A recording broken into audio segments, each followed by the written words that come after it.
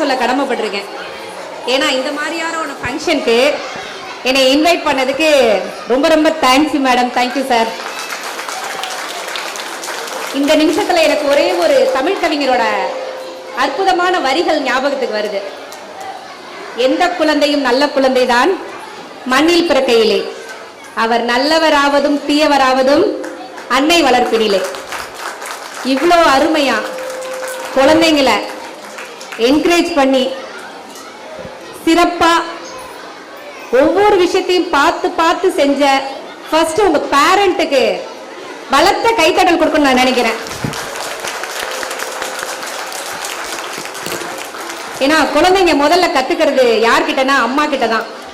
இந்த கூட்டத்துல பாக்குறப்ப 70% உமன் தான் இருக்காங்க, 30% மட்டும்தான் ஜென்ஸ் இருக்காங்க.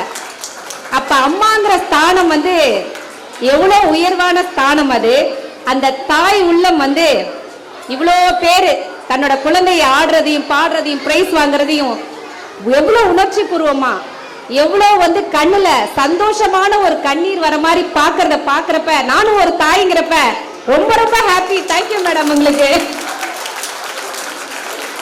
களிமண்ணி மாறி இருக்கிறது குழந்தைங்க, அது அழகா மோல்டு பண்ணி இந்த டீச்சர்ஸ் இந்த ஸ்கூலு ஆர்கனைஸ் பண்ற விதம் ரொம்ப ரொம்ப ரொம்ப அருமை. அதே மாதிரி சார் சொன்னாங்க, டாக்டர் சார் சொன்னாங்க, ஃபாஸ்ட் ஃபுட்டு இதெல்லாம் சாப்பிட்றதுனால டயபிட்டிஸ் ஆகி உடம்பெல்லாம் வீணா போகுது அப்படின்னு சொல்லிட்டு. ஆனால் இந்த ஸ்கூல் ஹெச்எம் அவங்க எல்லாருமே என்ன பண்ணாங்க, வரப்ப அழகா அவங்களே தயாரித்த காஃபி, அவங்களே செஞ்ச ஒரு ஆப்பிள் ஃப்ரூட்ஸ்.